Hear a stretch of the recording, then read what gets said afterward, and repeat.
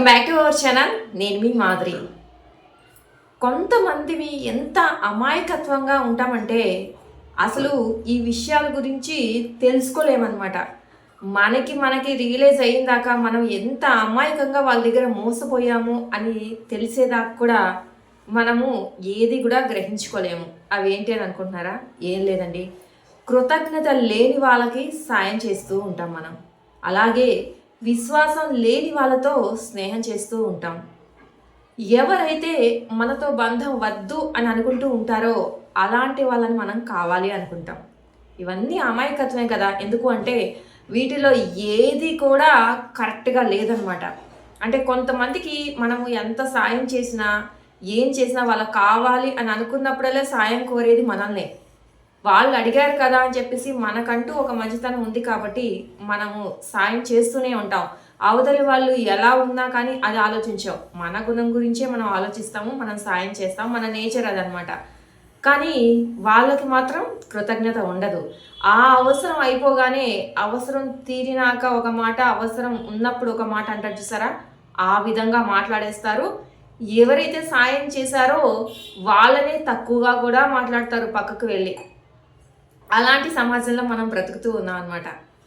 ఇక విశ్వాసం లేని స్నేహం, ఈ స్నేహం కూడా అలాగే ఉంటుంది. ఎలా అంటే మనము వాళ్ళతో ఎంత మంచిగా ఉన్నా, ఎంత ట్రూత్ఫుల్గా ఫ్రెండ్షిప్ చేసినా కానీ వాళ్ళకంటూ విశ్వాసం ఉండదు. అంటే మన వైపు వాళ్ళకి ఒక ట్రూత్ఫుల్నెస్ కానీ, లేదు అంటే ఫ్రెండ్ అన్న ఒక ఫీలింగ్ కానీ అలాంటివి ఏవి ఉండవు. కంప్లీట్గా అన్నీ కూడా మన సైడ్ నుంచే ఉంటాయన్నమాట. వాళ్ళ సైడ్ నుంచి ఏది ఉండదు.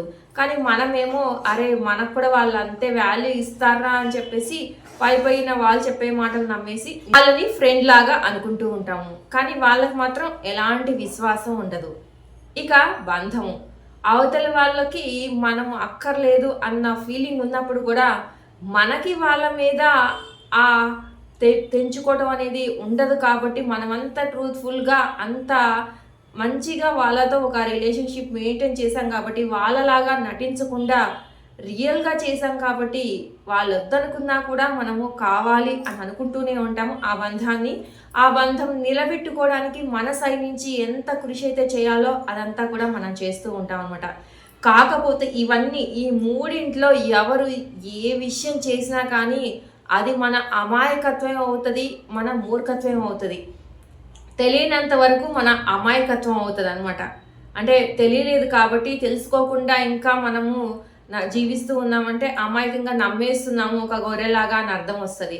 అదే తెలిసినా కూడా ఇంకా దాన్ని కంటిన్యూ చేస్తున్నాము అని అంటే మనది మూర్ఖత్వం అవుతుంది. మనకి మించిన మూర్ఖులు ఈ ప్రపంచంలో ఎవరో ఉండరు అనమాట.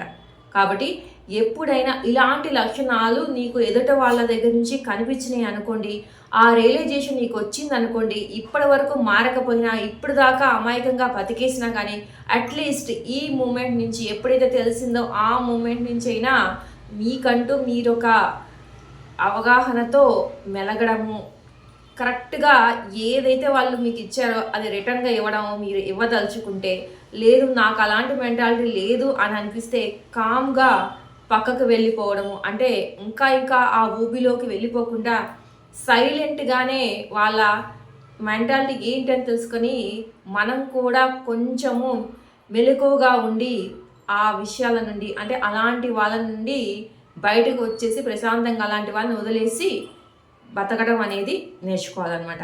ఇదండి ఈరోజు వీడియో కనుక నచ్చితే లైక్ చేయడం మర్చిపోవద్దు. మరి ఇలాంటి వీడియోస్ కోసం వెంటనే ఛానల్ సబ్స్క్రైబ్ చేసుకొని పక్కన బెల్ ఐకాన్ కూడా ప్రెస్ చేయండి.